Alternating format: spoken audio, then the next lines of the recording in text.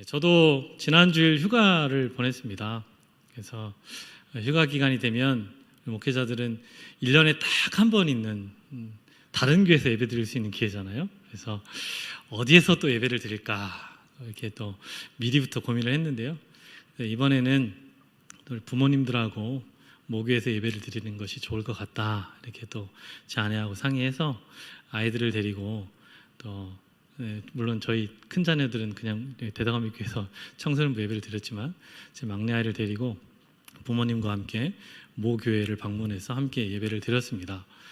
모처럼 방문해서 예배를 드리니까 감회가 새롭더라고요. 제가 그곳에서 주님을 인격적으로 만나고 그리고 그곳에서 신학을 또 결단하기도 했던 곳이니까 더 그랬던 것 같습니다. 정말 모처럼의 방문이라 생각한 것이 제가 아는 얼굴들이 많을 줄 알았는데 생각보다 모르는 분들이 더 많다는 것을 또 보면서 한편으로는 좀 아쉬우면서도 한편으로는 또 감사한 마음도 들었습니다. 교회가 하나님이 또 사랑하셔서 또 복 주셔서 또 많은 성도님들을 담는 그런 구원의 방주 역할들을 잘 감당하고 있구나 하는 생각 때문에서였죠. 그래서 어찌됐든 또 저를 아시는 분들이 모처럼 왔다고 반갑게 맞아주시고 어떻게 지내냐고 인사하곤 했습니다. 그렇게 인사를 하다 보니까 주변에 저를 잘 모르시는 분들이 누군데? 그러면서 이제 옆으로 오시는 거죠. 그래서 저도 속으로 뭐라고 소개를 해야 되지? 이렇게 생각을 하는 찰나에 그런 생각을 다 할 수도 없을 정도로 옆에 계신 우리 권사님이 단 한마디로 저에 대한 소개를 쫙 정리해 주셨습니다. 뭐라고 하셨을까요? 진장로님 아들이잖아. 이 한마디로.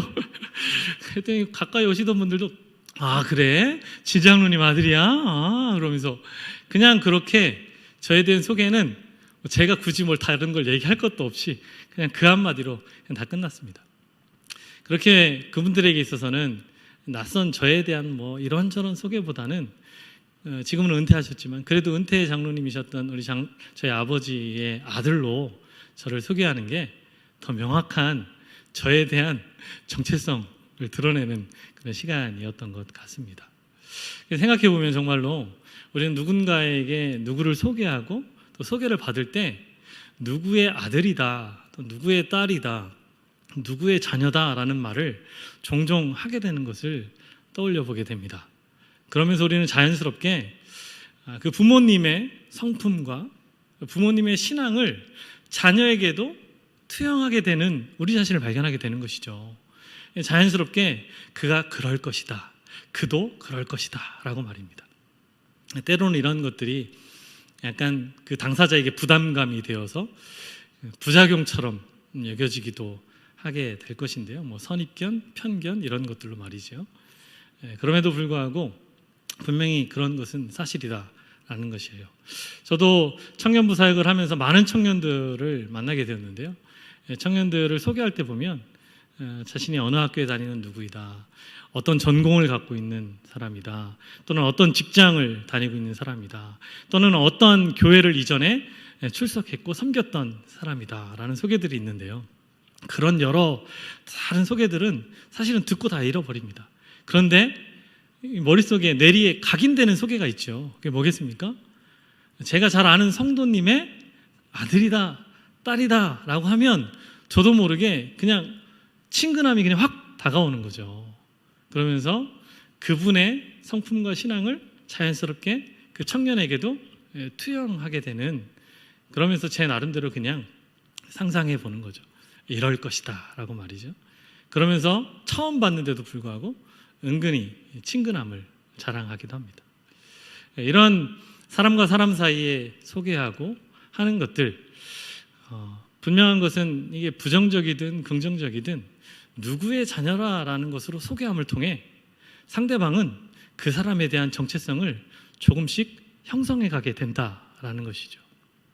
근데 이런 모습들이 오늘날 우리들만의 이야기가 아니다라는 것을 성경을 보면 확인할 수 있게 되는 것 같습니다. 성경 속에도 수많은 성경의 인물들을 소개할 때 누구의 아들, 그죠?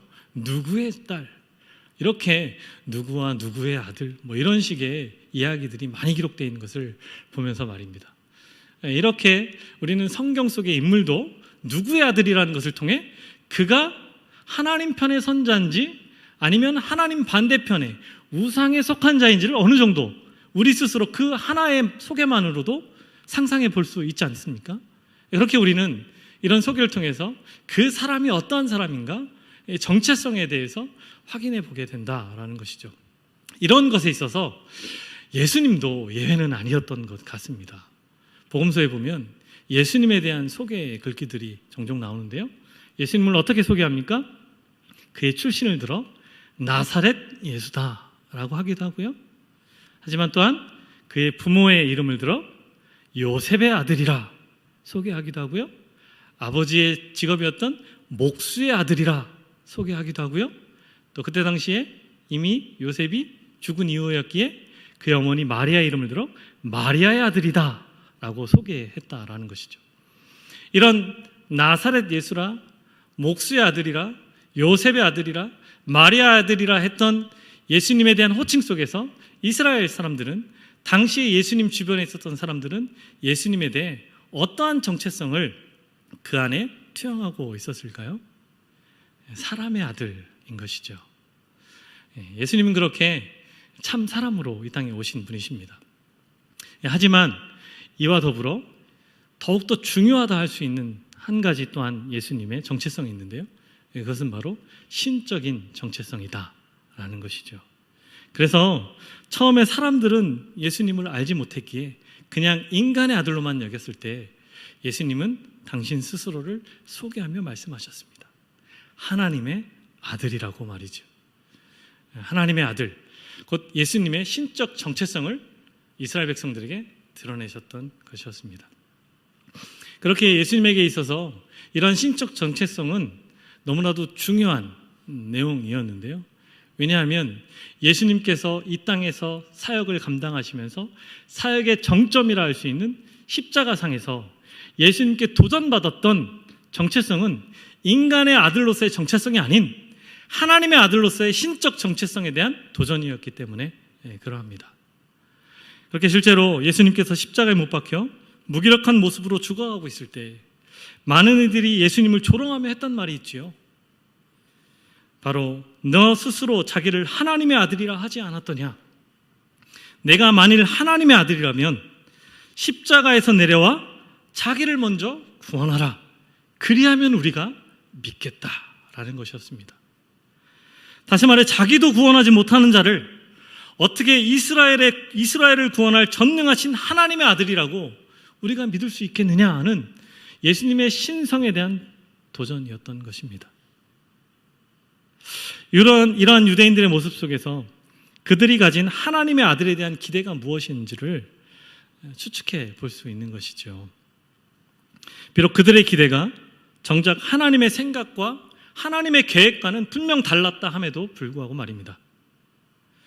그러했기에 예수님께서는 이 하나님의 아들의 정체성이 무엇인지, 그리고 그것도 사람들이 기대하는 바와 하나님이 기대하시는 바가 어떻게 다른 차이가 있는가에 대해서 분명하게 인식하셔야만 하셨고, 그리고 그것과의 싸움에서 승리할 수 있는 준비의 시간이 필요했다라는 것이었습니다. 그래서 예수님께서는 공생애를 시작하시기 전에 바로 이러한 질문에 정면으로 직면하신 것이죠. 그렇게 본문 1절과 2절 말씀은 예수님께서 성령의 충만함 속에 마귀에게 시험을 받으셨는데, 그것이 마귀의 관계에 의해 마귀에게 이끌려 다니며 시험을 받은 것이 아니라 성령의 충만함 속에서 성령에 이끌려 시험을 받으시더라라고 기록한 이유인 것입니다. 그렇게 우리 다시 한번 4장 1절과 2절 말씀을 한 목소리로 함께 읽겠습니다.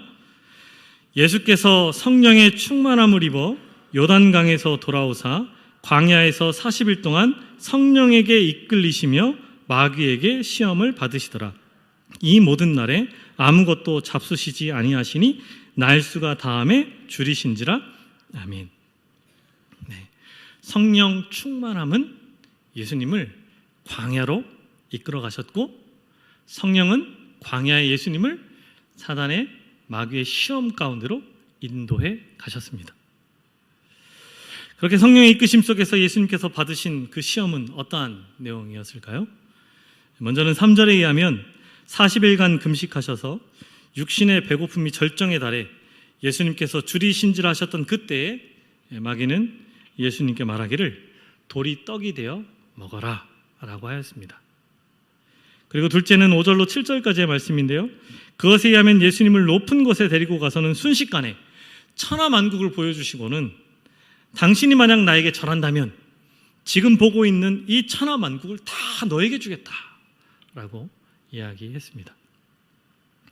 그리고 마지막 세 번째는 9절에 기록되어 있는데요, 예수님을 예루살렘 성전 꼭대기에 세우시고는 여기서 뛰어내려 천사들이 당신을 받들어 그 높은 곳에서 뛰어내림에도 불구하고 팔 하나도 상하지 않는 존재라는 것을 모든 이들이 보는 앞에서 드러내라 하는 시험이었습니다. 그렇게 돌을 떡으로 만들어 먹고 천하만국의 영광을 소유하며 하나님의 천사가 몸 하나도 해하지 못할 정도로 지키고 있음을 드러내라 하는 것이 사단의 시험 내용이었습니다. 무엇이라 하면서 이러한 시험을 하였다고요? 내가 만일 하나님의 아들이거든 하고 말입니다. 내가 정말 하나님의 아들이라면 적어도 이 정도는 해줘야 하는 것 아니냐 하는 것이죠. 세상이 가진 하나님의 아들이라는 것에 기대에 부응해야 하지 않느냐라는 것이었습니다. 그렇게 우선은 너의 신적인 능력을 발휘하여 너의 줄인 허기를 먼저 채우고 그 능력으로 타는 많은 사람들이 너로 인하여 먹고 살 것을 기대하도록 만들어라 하는 것이었고요. 아담의 범죄함 이후로 세상의 주도권을 잡았다 여긴 마귀가 호기롭게 말하기를 나에게 절하기만 한다면 이 세상도 너의 권세 아래 있도록 허락해 주겠다 하였던, 그래서 많은 사람들의 마음을 사로잡도록 만들어주겠다 했던 것이 마귀의 시험이었던 것이죠. 그리고 성전 높은 곳에서 뛰어내려 성전에 모여든 수많은 사람들로 하여금 예수 너야말로 바로 하나님의 사람이야, 하나님의 아들이야 라는 것을 증명하라 하는 것이 사단의 마귀의 시험이었던 것입니다. 그렇게 내가 정말 하나님의 아들이라면 다음과 같이 증명해봐라 하는 것이었습니다. 사단은 정말 똑똑한 것 같지 않습니까? 그렇게 인간의 가장 연약한 부분을 집요하게 파고들어서 결국은 자기의 뜻대로 시험에 빠지게 하고 그 한 사람의 영혼을 강탈해버리는 자가 사단 마귀이기 때문에 그러합니다. 그렇게 예수님의 공생에는 보이는 로마 군부나 종교 지도자들만을 대상으로 하는 싸움이 아니었습니다. 예수님의 공생에는 이처럼 보이지 않으나 더욱 실체적인 마귀와의 영적 싸움의 한 복판에 홀로 세워진 것이었던 것입니다. 그렇게 예수님께서는 이 싸움에서 패하면 아무리 눈에 보이는 세상 권세자들과의 싸움에서 승리한다 하더라도 결국은 질 수밖에 없는 싸움임을 아셔야 했던 것이죠. 그러기에 이것을 아셨던 성령 하나님, 결국 사단과의 정면 돌파로 예수님을 이끌어내신 것입니다. 그렇게 첫사람 아담이 실패한 자리, 바로 우리의 인간의 하나님처럼 되고자 하는 그 욕망의 자리에서 다시 한번 사단을 맞닥뜨리게 하신 것이죠. 이 같은 예수님의 시험 당하신 사건에 대해 맥스 루케이도라는 목사님은 내 안에 계신 예수님이라는 책에서 다음과 같이 기록해주고 있습니다. 제가 잠깐 인용해 보면요, 타락한 천사가 타락하지 않은 인간에게 싸움을 걸었다. 첫째 아담이 실패한 곳에 둘째 아담은 승리하러 오셨다. 그러나 예수님이 당하신 시험은 훨씬 혹독했다. 아담은 아름다운 에덴 동산에서 시험 받았지만 그리스도는 황량한 광야에서 시험 받으셨다. 아담은 배부른 몸으로 사탄을 대면했지만 그리스도는 혹독한 굶주림 속에서 사단을 대면하셨다. 아담에게는 하와라는 동역자가 있었지만 그리스도는 철저히 혼자이셨다. 아담의 숙제는 죄 없는 세상에 죄 없이 남는 것이었지만 그리스도의 싸움은 죄로 물든 세상 속에 죄 없는 자로 끝까지 남는 것이었다. 정말 잘 표현해낸 것 같지 않습니까? 우리가 창세기에서 아담과 하와의 첫 범죄의 사건을 기억하실 수 있을 것입니다. 그 쓰라린 패배의 현장을 말이죠. 그렇게 인간은 사단의 유혹에 넘어가 하나님과 원수된 자가 되었고, 그들 스스로의 죄로 인해 결국은 하나님과 함께하는 자가 아닌 하나님의 낯을 피하여 숨는 자가 되었습니다. 그렇게 사망이 왕노릇하는 자의 존재로 중업의 종의 신분이 되어 그렇게 살아가게 되었던 것이죠. 이에 예수님께서는 이러한 인간의 죄를 속량하시기 위해 이 땅에 오셔서는 그 죄 사함의 십자가를 지시기 위해 먼저는 둘째 아담이 이처럼 되어 주셨습니다. 그리고는 사단과의 이 싸움에서 맥스 루케이도 목사님이 얘기한 것처럼 더 처절한 싸움의 현장 속에서 주님은 승리하신 것입니다. 그렇게 십자가에서 죽으심으로 우리의 죄를 사해 주셨을 뿐만 아니라 우리로 하여금 어떻게 사단의 시험에서 승리한 자의 삶을 살아가야 하는 것인지에 대하여 삶의 본을 보여주신 것입니다. 사단 마귀는 아담의 때와 마찬가지로 예수님께도 다가가 그렇게 예수님의 가장 약한 부분, 어찌 보면 가장 아픈 부분을 건드렸던 것이죠. 하나님의 아들에게 내가 만일 하나님의 아들이어든 하고 말입니다. 그렇게 참 사람이셨으나 또한 참 성자 하나님이셨던 성육신하신 예수님께 말이죠.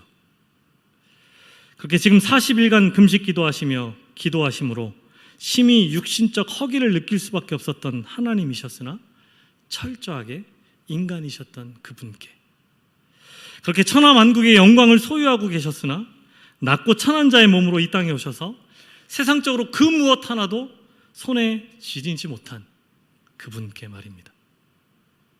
성전 높은 곳에서 뛰어내리면 그의 발조차 헤아지 못할 정도로 천군 천사가 그를 보호하고 계심에도 불구하고 병정들의 채찍과 발에 채어 온몸에 살이 찢겨지셔야만 했고, 그 손과 발에 못이 박혀 고통 속에 나의 하나님 나의 하나님 어찌하여 나를 버리셨나이까 울부짖을 수밖에 없었던 그분께 말입니다. 그가 바로 지금 광야에서 마귀와 대면하에 선 예수 그리스도 하나님의 아들이신 것이죠. 하나님의 아들, 분명 이스라엘 백성들이 가진 기대하는 바가 있었습니다. 저와 여러분에게도 하나님의 아들에 대한 기대하는 바가 있겠죠. 엄밀히 말하면 예수 그리스도의 은혜로 하나님께 양자된 저와 여러분도 하나님의 아들이라, 하나님의 딸이라, 하나님의 자녀라 이야기할 수 있습니다.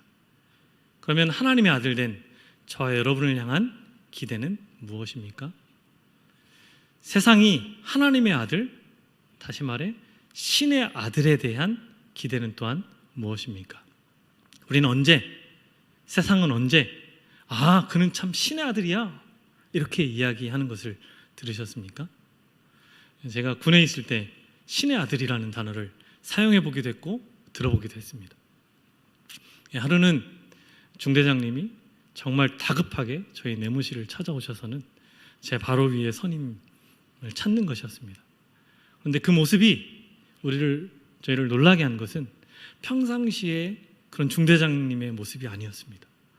정말 헐레벌떡 너무나도 다급한 마음으로 저희 선임병을 찾더니 그를 거의 모시고 나가는 것이었습니다. 대대장님이 찾는다고 하면서 말이죠. 저희들 다 궁금했죠. 이게 무슨 일인가. 나중에 알고 보니 그 선임병의 아버지가 군에 되게 유력한 인물이었던 것이었습니다. 그리고 그분이 저희 부대를 방문하신 것이죠. 90년대 군대니까 이해해 주시고 들으면 좋겠습니다. 그래서 저희가 다 그랬죠. 신의 아들이 어디 있는가 했더니 여기에 있네. 그분이 신의 아들이었네. 이렇게 얘기했거든요. 그랬더니 병장이 얘기합니다. 신의 아들은 여기 없지. 무슨 말인지 모르시죠? 신의 아들은 군에 올 필요가 없다라는 겁니다. 군 면제자를 향한 현역들이 가지고 있는 그런 마음입니다. 예. 군 면제자들도 다 나름의 이유가 있고 애환이 있겠지만 아무튼 젊은 혈기에 군에 가 있는 군 장병들의 입장에서는 군 면제자들이 신의 아들처럼 여겨졌던 것이 사실인 것 같습니다. 아무튼 여기서도 알 수 있죠. 우리가 언제 신의 아들이라는 말을 사용합니까? 우리와 같이 보통인으로 일상을 연약하고 때로는 실수하며 실패 속에서 살아가는 자를 신의 아들이라 이야기합니까? 그렇지 않죠. 신의 아들에 대한 기대는 차원이 조금 더 높다. 우리와는 다른 특별한 능력을 가지고 있고 특별한 상황으로 이끌어가는 자다라는 것입니다. 이스라엘 백성들에게 있어서도 하나님의 아들이 가진 상징성, 정체성, 이미지는 그와 같다라고 할 수 있습니다. 이스라엘 백성들의 억압 속에서 그들을 구원할 자라는 것이 하나님의 아들, 곧 메시아됨의 정체성이었던 것이죠. 하지만 예수님은 그러한 이스라엘 백성들의 기대와는 전혀 다른 길을 앞으로 걸어가실 것이고 또 그리고 마지막 십자가상에서도 맞이하실 것이었기에 주님은 이 신의 아들에 대한 정체성의 도전에 정확한 답변을 가져야 하셨던 것입니다. 그렇게 예수님의 초월적 능력과 신적 권위로 세상에 군림하며 세상을 심판하러 오신 분이 아닙니다. 그렇게 세상에 섬김을 받기 위해 오신 분이 아니지요. 주님은 잃어버린 한 영혼을 찾기 위해 철저히 낮아지시며 섬김의 종으로 오셔서는 그렇게 세상 죄를 지고 가시는 하나님의 어린 양이 되기 위해 오신 분이십니다. 그런 예수님께 사탄은 인간 예수가 아닌 하나님의 아들 예수임을 자극하며 인간이 되지 말고 하나님이 되라 이야기한 것입니다. 그렇게 섬김과 희생의 종이 되지 말고 부와 명예와 권력을 지은 자로 당당하게 인간에게 왕으로 군림하라 속삭였던 것입니다. 아담과 하와가 속아 넘어간 것과 같은 그런 내용으로 말이죠. 선악을 알게 하는 나무, 그것을 먹으면 하나님처럼 될 것 같다라는 속삭임 속에 다시 선악과를 바라보니 어떻게 보였다고 합니까? 성경은 기록해 주기를 먹음직스럽고 보함직스럽고 지혜롭게 할 만큼 탐스럽게 보였다라고 합니다. 그 전까지 선악과가 그와 같이 보였겠습니까? 늘 일상 속에 있었던 선악과가 하나님처럼 된다는 말을 들으니 그렇게 보여진 것입니다. 근데 정작 그 열매를 먹고 나니 정말 하나님처럼 되었습니까? 아니지요. 도리어 하나님의 낯을 피하여 숨는 자로, 하나님과 함께 할 수 없는 자로, 사망과 죽음에 늘 쫓기듯 두려움 속에 떠는 자로 살게 되었던 것이 사단의 시험에 그 유혹의 결국이었다라는 것입니다.